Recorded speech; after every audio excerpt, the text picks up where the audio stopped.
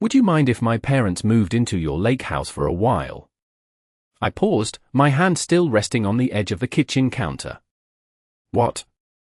I asked, certain I hadn't heard him correctly. The lake house, Mom, my son-in-law repeated, a little too casually. You barely use it anymore. It's just sitting there. I stared at him. Then at my daughter, who suddenly seemed very interested in her plate. What lake house? I said slowly. The one my husband built with his own hands? The one I've been maintaining for the past 32 years. He chuckled, like I was being sentimental. Like I was being unreasonable. Well, yeah. That one. I didn't say anything after that. I just nodded once, and smiled. What he didn't know, was that there was already a camera running in that house. And it had been recording everything. I'm glad you're here. Follow my story until the end, and tell me where you're watching from. I want to know how far this story travels, because what happened next changed the way I see my own family forever. It started 3 weeks ago, on a quiet Sunday afternoon. I had just returned from the lake house that morning. The drive back took about 2 hours, just enough time to let my thoughts settle into that familiar silence I'd grown used to over the past 5 years. 5 years since my husband passed. 5 years since the house started feeling larger than it used to. But the lake house, that place never felt empty. It still smelled like cedar and old books. Like the coffee he used to make every morning at exactly 6:15. Like the life we built together, board by board, nail by nail. I kept it just the way he left it. Every spring, I cleaned the windows myself. Every fall, I checked the pipes before the cold set in. It wasn't about maintenance. It was about memory. About respect. So when my daughter called that afternoon and asked if they could come over for dinner, I said yes without hesitation. It had been a while since we all sat down together. Too long, if I was being honest. They arrived just after 6. My daughter kissed my cheek, her smile warm but brief. My son-in-law followed behind her, carrying a bottle of wine I knew he hadn't chosen himself. We sat at the table. I served roast chicken, mashed potatoes, green beans, the same meal my daughter used to ask for when she was younger. Back when things were simpler. Conversation started easily enough. Work, traffic, the usual things people say when they're avoiding what they really came to talk about. Then he leaned back in his chair. That's when everything shifted. You know, he said, swirling his wine like he was about to make a business proposal, we've been thinking about family lately. About how important it is to stay connected. I nodded politely. That's good, I said. And my parents, he continued, glancing briefly at my daughter, they're not getting any younger. Something in my chest tightened. I didn't know why yet.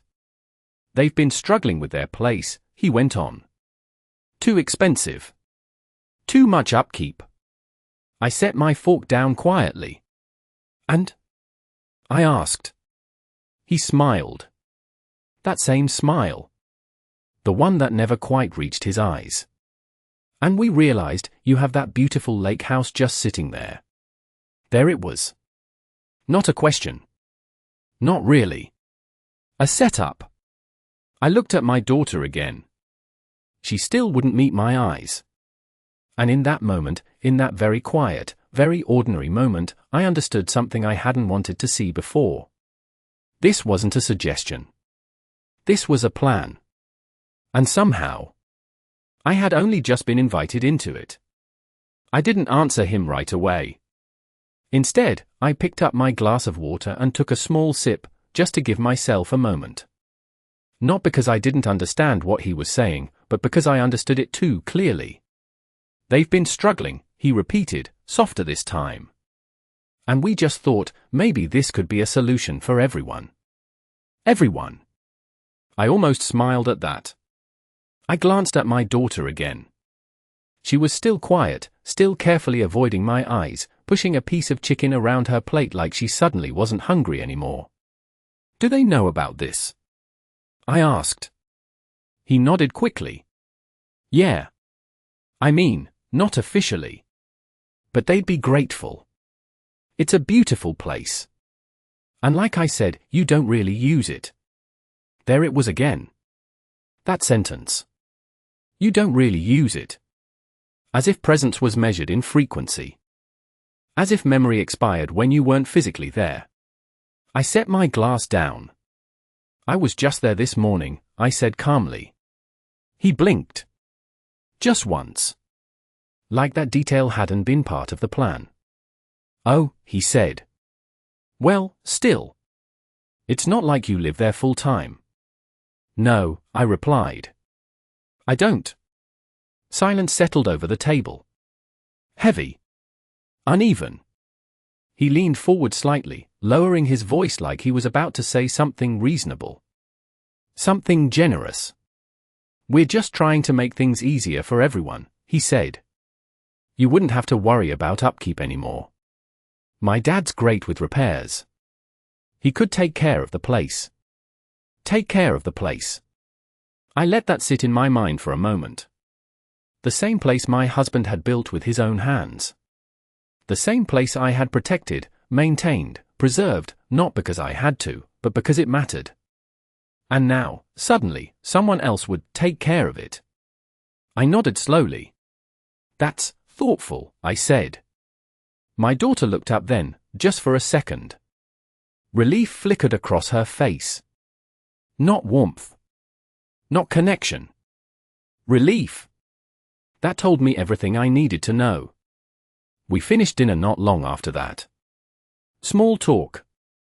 Forced smiles. The kind of conversation people have when the real one has already happened underneath. When they stood to leave, my son-in-law gave me a quick hug. Polite. Distant. Think about it, he said. No pressure. I smiled back. Of course, I said. I will. But I already knew something he didn't. This wasn't the first time that house had been part of a conversation I wasn't included in. Later that night, after they left, I sat alone at my kitchen table. The dishes were still in the sink. The house was quiet again. Too quiet. I reached for my phone and opened the security app. The one connected to the cameras at the lake house. I hadn't checked it in a few days. Not since my last visit. I tapped the live feed. The screen flickered for a second, then came into focus. The front porch. Still. Empty. Then I switched to the camera inside the living room. And that's when I saw it. A cardboard box. Sitting right in the middle of the floor. I frowned. I hadn't left anything there. Not a single thing. My fingers tightened slightly around the phone as a slow, steady realization began to form. They hadn't been asking for permission. They had been asking how much I already knew. I didn't sleep much that night. Not because I was afraid, but because something inside me had finally settled into place. That box in the living room, it stayed on my mind. Not as a shock, not even as anger. Just confirmation. I woke up early the next morning, made myself a cup of coffee, and sat by the window like I always did. The sunlight came in soft, quiet, almost indifferent to everything that had shifted overnight. I opened the app again. The box was still there. Same position. Same angle. Unmoved. I tapped into the recorded footage from the previous day. My finger hovered for a second before pressing play. The timeline loaded. Afternoon. Around 2:17 p.m. The front door opened. And there he was. My son-in-law. Walking in like he belonged there. He didn't hesitate. Didn't look around like someone entering a space that wasn't his. He stepped inside, closed the door behind him, and went straight to the living room. Like he'd done it before. I watched in silence. He pulled out his phone, made a call. I couldn't hear everything clearly, but I didn't need to. His tone said enough. Yeah, it's fine, he said. Plenty of space. We can start moving things this week. We. Not ask. Not discuss. Start. I felt something cold move through me then. Not sharp. Not explosive. Just cold. He walked around the room, slow, assessing. His hand brushed against the bookshelf my husband had built. He opened the cabinet near the fireplace. Checked the windows. Inspecting. Evaluating. Like it was already his responsibility. Then he brought the box in from the porch. Set it down in the middle of the room. Stepped back. And nodded to himself. As if something had been decided. I paused the video. Just sat there for a moment, staring at the screen. No anger. No tears. Just clarity. Because this wasn't about a misunderstanding anymore. This wasn't about poor wording at the dinner table. This was a plan that had already begun. And I had been the last one to know. I set the phone down gently and took another sip of my coffee. It had gone lukewarm, but I didn't mind. Across the room, the house was quiet. Everything in its place. Everything still mine. For now. I picked up the phone again. Scrolled further along the footage. Later that same evening. The door opened again. This time, my daughter stepped inside. She walked slower. More hesitant. She looked around differently. Not like him. But she didn't leave. She walked to the box. Kneeling slightly, she opened it. Clothes. Folded. Packed. Not hers. I leaned back in my chair. My chest felt tight, but not with sadness. With understanding. She closed the box again, stood up, and just stood there for a while. Then she said something. Soft. Almost too quiet to catch. She won't mind. I replayed that part. Twice. She won't mind. I didn't move after that. Didn't speak. Didn't react. I just let the silence settle around me again. Because now I knew. Not just what they were doing. But how far they were willing to go without ever asking me. And more importantly, I knew exactly what I needed to do next. I didn't confront them. Not that day. Not the next. Instead, I did something they would never expect from me.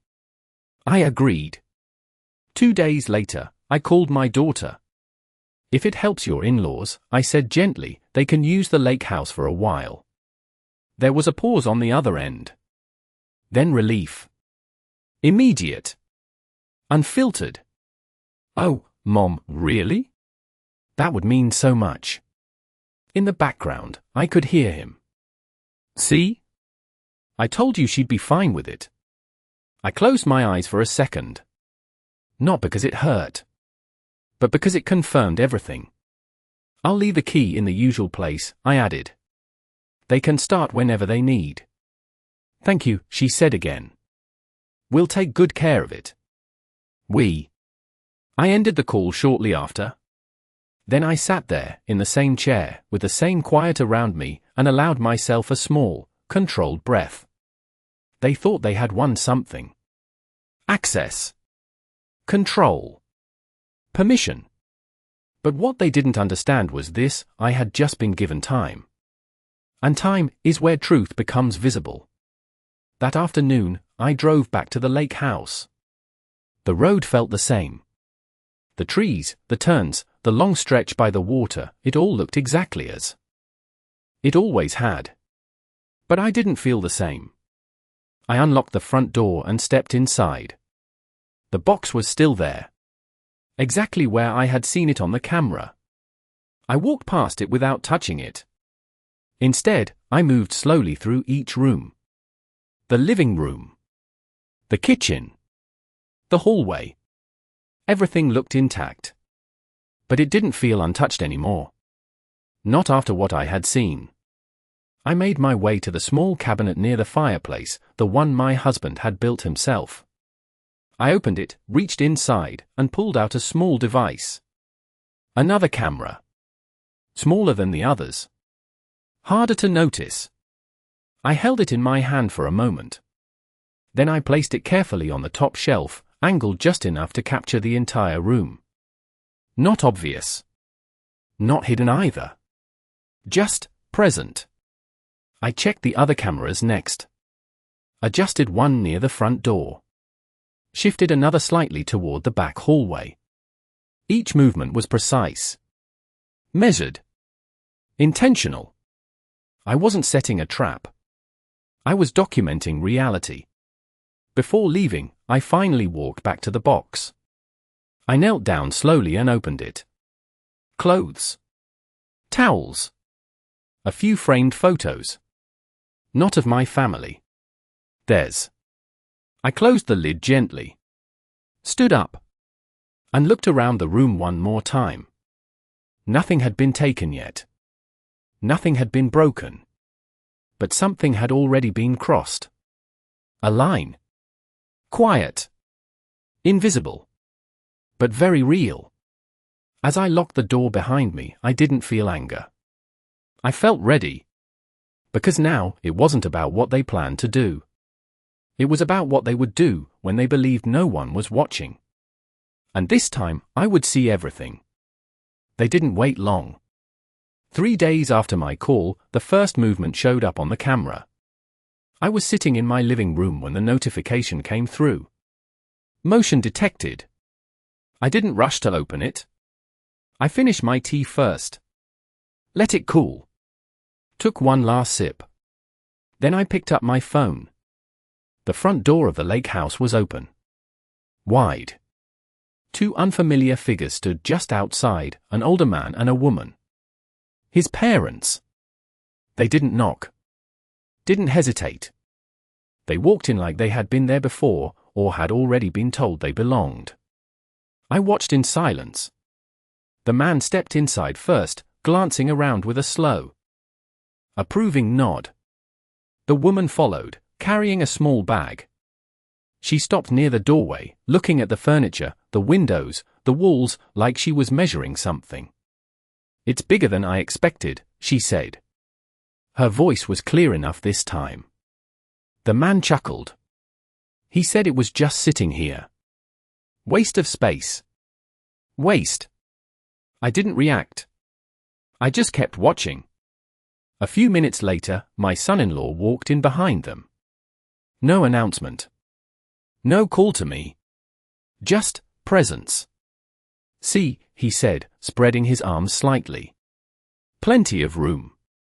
My fingers tightened just a little around the phone. He walked straight to the center of the living room, the same spot where the box had been. "This will be the main area," he continued. "We might move a few things around. Make it more comfortable. Move a few things." I glanced at the bookshelf through the camera feed. My husband's bookshelf. Still untouched. For now. His mother walked over to it, running her fingers lightly across the surface. "We could put a TV here," she said. "No need for all these old books." Old books. I blinked once. Slowly. Then his father moved toward the window. "The view's nice," he said. "Might need new curtains though. These feel dated."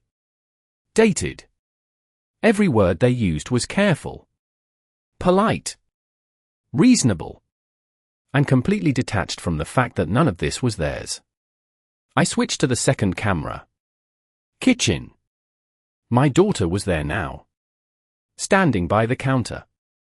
Watching them. Not smiling. Not speaking. Just present. He walked in a moment later, placing a hand lightly on her shoulder. "It's going well," he said quietly. She nodded. "They like it," she replied. Like it. As if that was the only thing that mattered.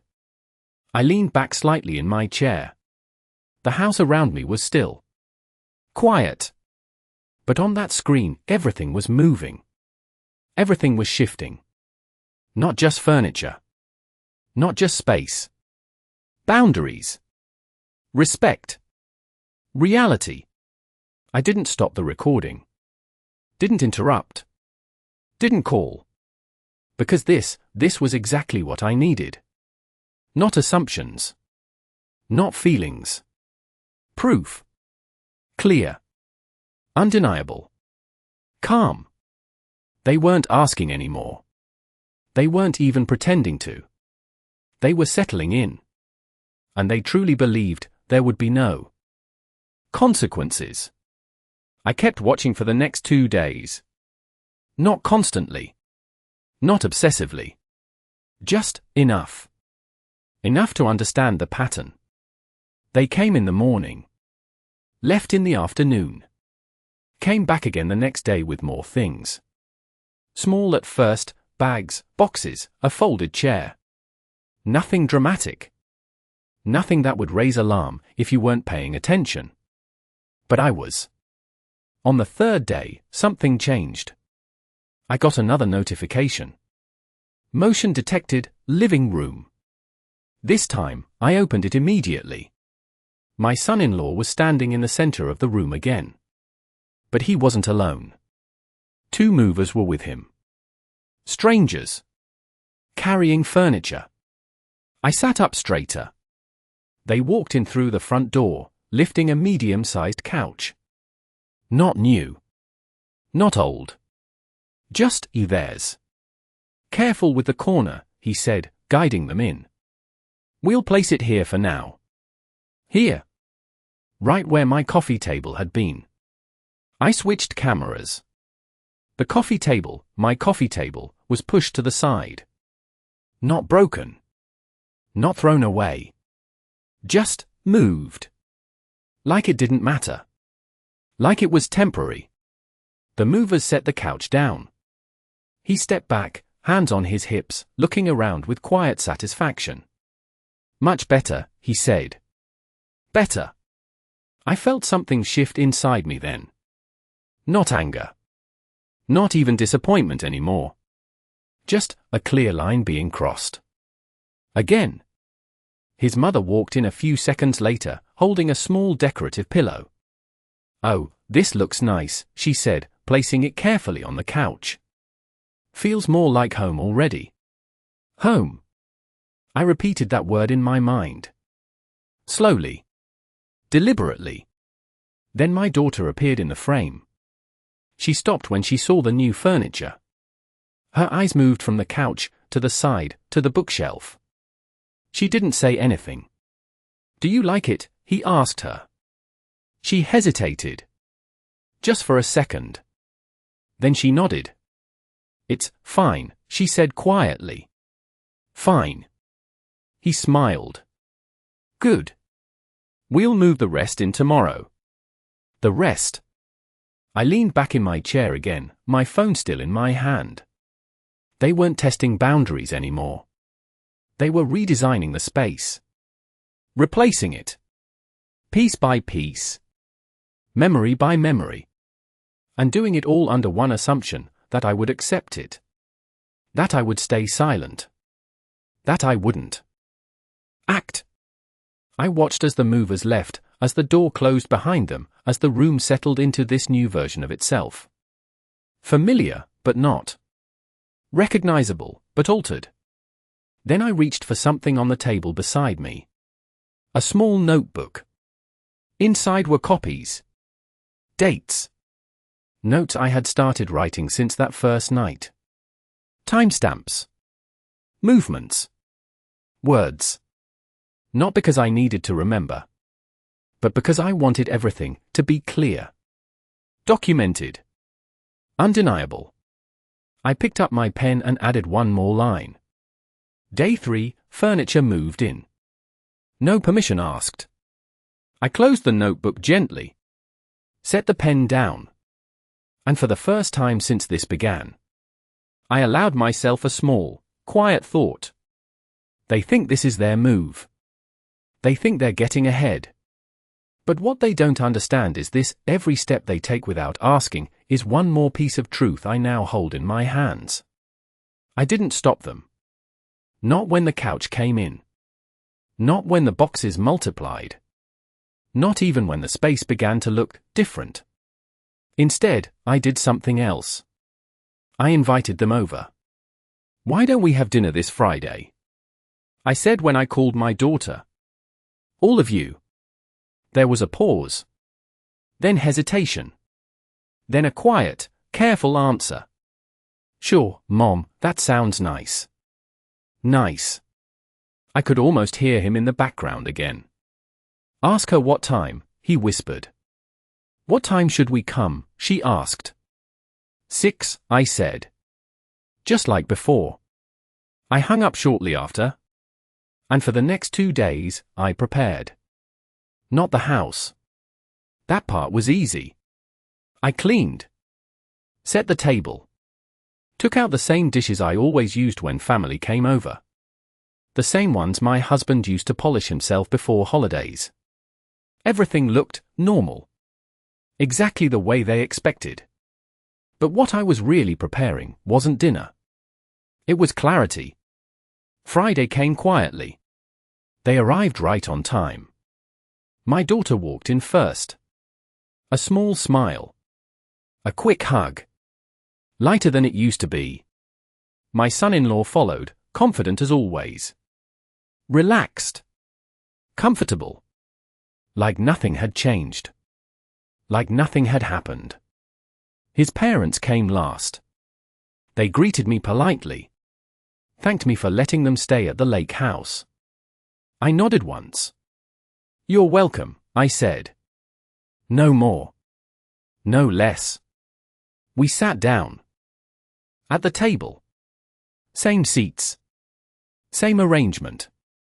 But something in the air felt different this time. They were more relaxed. More open. Like the decision had already been made. Dinner started with small talk. Weather. Traffic. A neighbor's new fence. Normal things. Safe things. Then, slowly, the conversation shifted.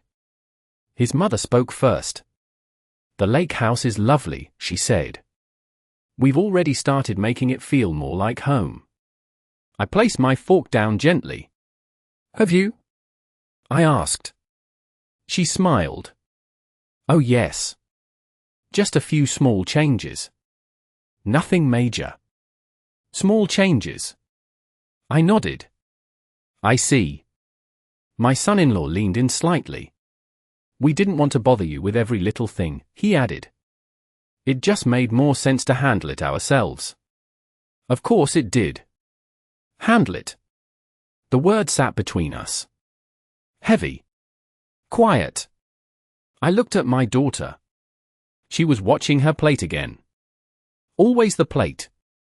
"Did you know about the furniture?" I asked her. She froze. Just for a second. Then nodded. "A little," she said softly. "A little." I leaned back in my chair. Not upset. Not surprised.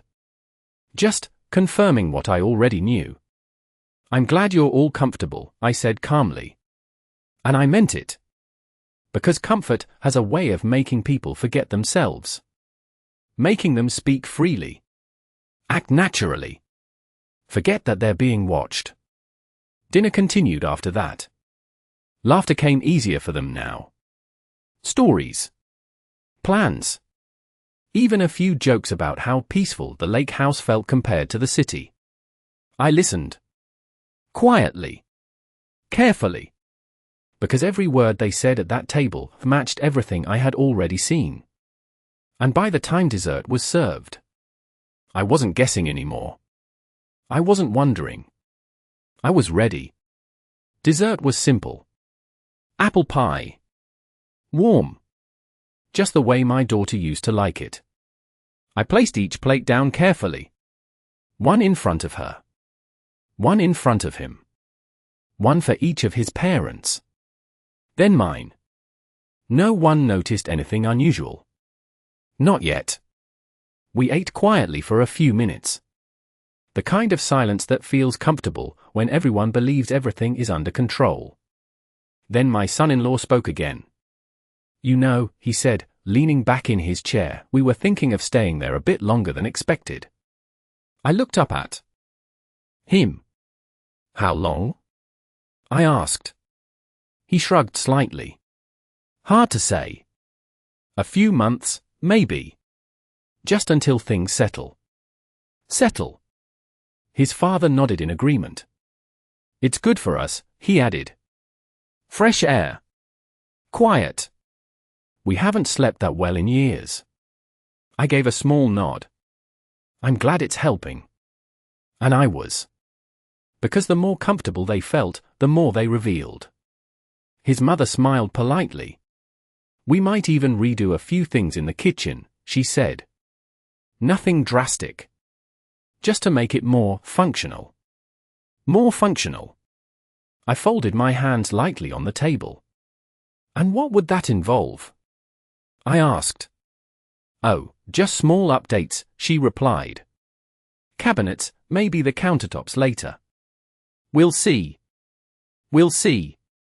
Not ask. Not discuss. Just decide. I let a few seconds pass. Then I reached beside me. My phone was already there. Face down. Waiting. I think, I said calmly, it might be helpful if we all saw the same thing. They looked at me. Confused. I turned the phone over. Tapped the screen once. The video loaded. At first, it was just a still frame. The living room. Quiet. Then I pressed play. The front door opened. My son-in-law walked in. On the screen, exactly as I had seen it days ago. In real time, his body stiffened. No one spoke.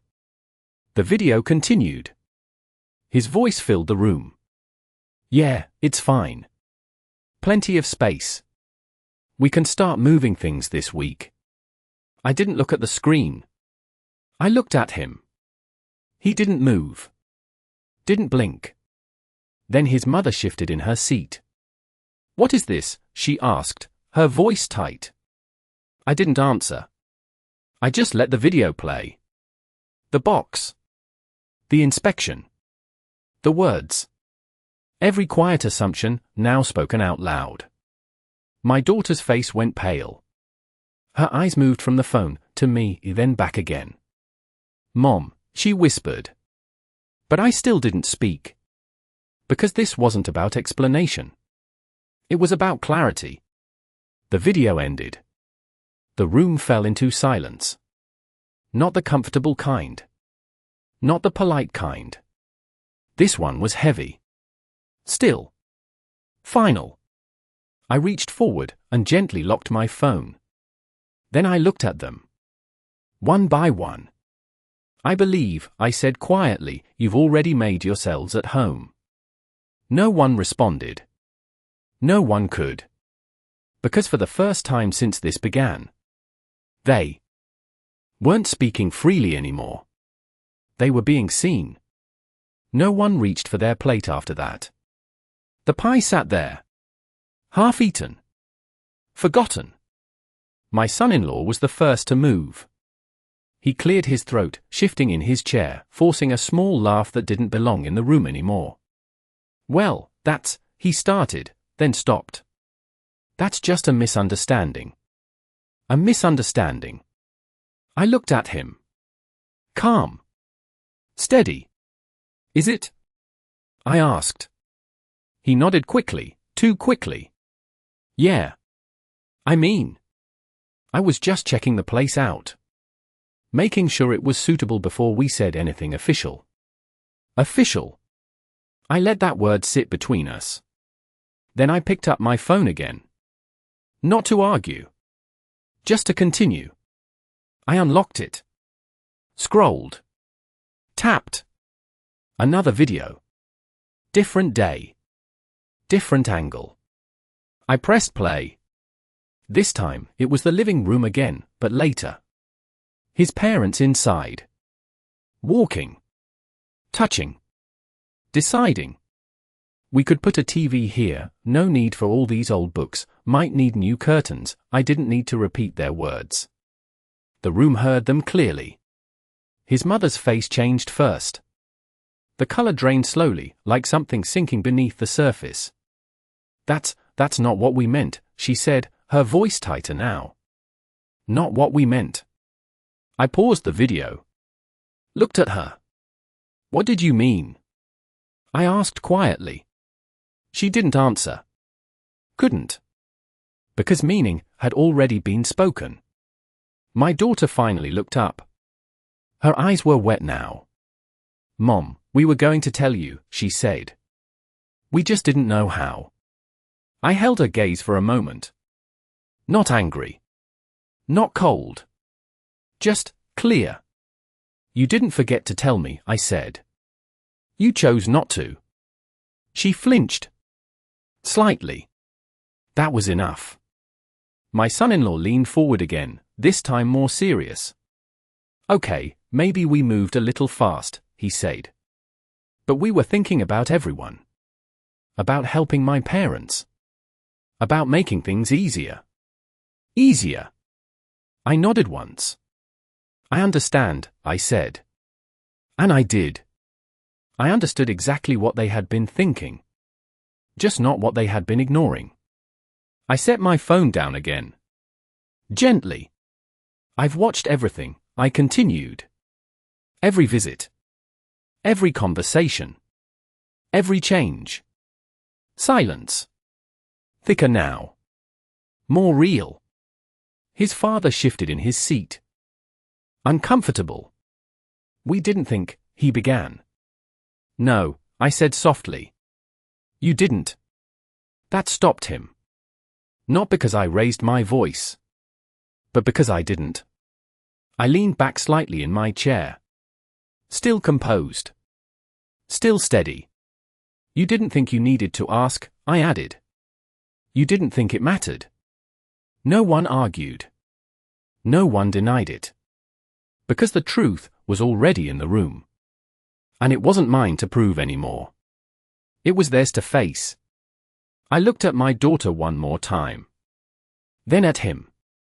Then at the two people who had already begun rearranging a life that wasn't theirs. I've been very patient, I said. And that was the first time my tone changed. Not louder. Just firmer. Now, I continued, we're going to correct this. No one moved. No one spoke. But something had shifted again. Not in the house. Not on the screen. In the balance. Because for the first time since this began, they understood, this wasn't going to continue the way they planned. No one asked what I meant. But I could see it in their faces. They were waiting. Waiting for me to raise my voice. To argue. To turn this into something loud, something emotional, something they could push back against. But I didn't. I stayed exactly where I was. Calm. Still. Certain. I'm going to the lake house tomorrow morning, I said. And I expect everything that was brought in to be taken out. The words landed quietly. But they didn't miss. My son-in-law straightened in his chair. That's a bit extreme, don't you think, he said, trying to keep his tone even. We've already started settling in.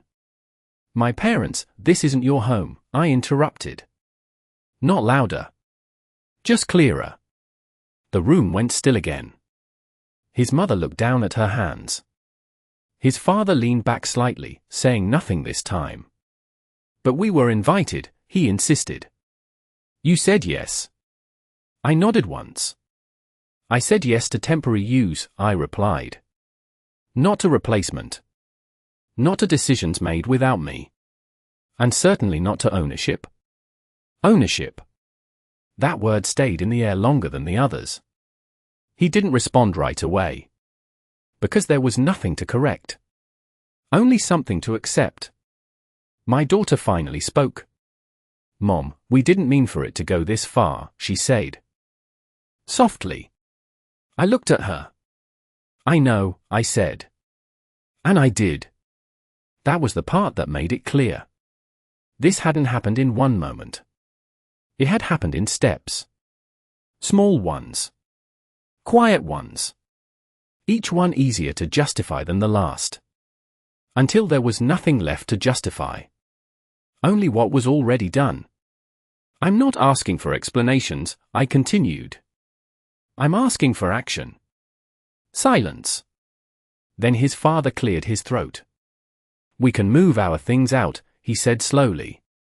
If that's what you want. I turned my head slightly toward him. It is, I said. Simple. Final. My son-in-law exhaled, running a hand through his hair. This is going to put them in a difficult position, he said. I didn't respond to that. Because difficulty had never been the issue. Respect was. You should have thought about that, I said calmly, before you brought them into a space that wasn't yours to offer. He looked at me then. Really looked. And for the first time since I'd known him, he didn't have an answer. The confidence was gone. The certainty. Replaced by something quieter. Uncertain. Measured. Good. I reached for my glass of water and took a small sip. Then I set it back down. I'll be there at 9 a.m., I said. I expect the house to be the way it was. No one argued. No one pushed back. Because now, this wasn't a discussion anymore. It was a boundary. And it had finally been made visible. I stood up slowly from the table. Not abruptly. Not dramatically. Just done. Dinner was over. The conversation was over. And more importantly, the illusion they had been living in was over too. I arrived at the lake house at exactly 9 a.m. Not early. Not late. Right on time. The drive felt shorter than usual. Or maybe I just wasn't thinking about the road anymore. When I pulled up, the front door was already open. That told me everything I needed to know. They were inside. I stepped out of the car and walked up the path slowly. The air was still. The lake behind the house looked exactly the same, quiet, undisturbed. Unchanged. Unlike everything else. As I reached the doorway, I paused for just a second, then stepped inside. The first thing I noticed was the space. Open again. The couch they had brought in, gone. The box, gone. The small things they had added, removed. It wasn't perfect. But it was closer. My son-in-law stood near the window. His parents were by the door. My daughter stood in the middle of the room, like she didn't know where she belonged. No one spoke at first. They were waiting. Not for permission. For judgment. I walked further into the room, my steps slow, steady. I looked around. The bookshelf was still there. Untouched. I ran my fingers lightly across the surface. Dust had settled in places it hadn't before. A small detail. But I noticed. I always noticed.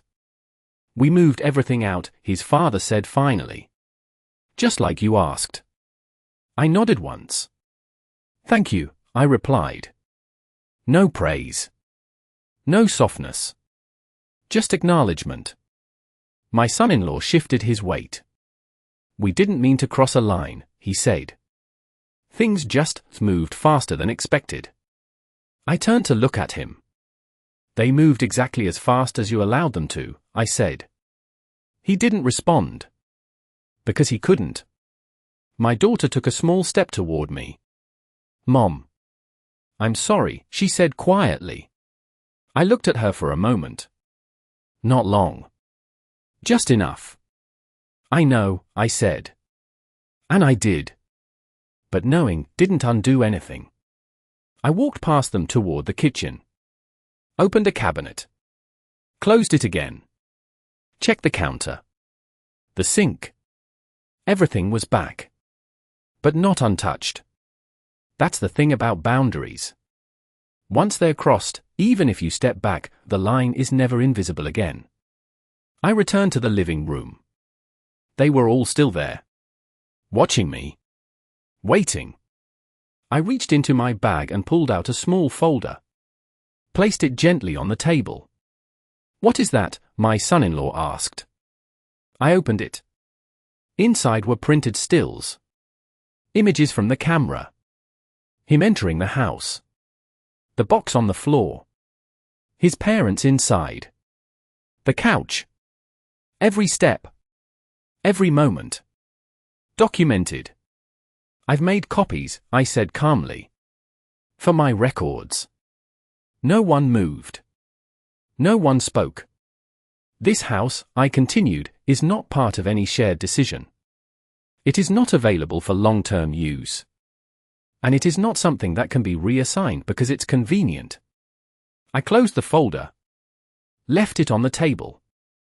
"For now," I added, "we're done here." I didn't raise my voice. I didn't need to.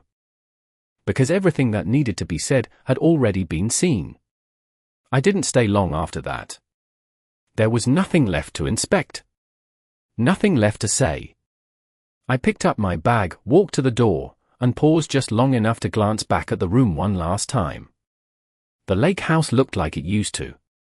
Quiet. Still. Whole. But I knew better now. Because it was never just about the house. It was about something much quieter and much easier to overlook. Respect. I stepped outside, closing the door gently behind me. No one followed. No one tried to stop me. And for the first time in a long while, I didn't feel the need to turn back. The next few days were quiet. No calls. No messages. No explanations. Just space. The kind of space that only comes after something has been made clear, without needing to repeat it. I returned to the lake house alone that weekend. I brought a small bag. Some groceries. A book I hadn't finished. Nothing more. The air inside felt different this time. Not lighter. Just settled. I opened the windows. Let the breeze move through the rooms. Let the silence return to where it belonged. In the living room, I stood for a moment in front of the bookshelf. Ran my hand along the wood again. Smooth. Familiar. Still mine. I didn't check the cameras that day. I didn't need to. Because I wasn't watching anymore. I was done observing. Done waiting.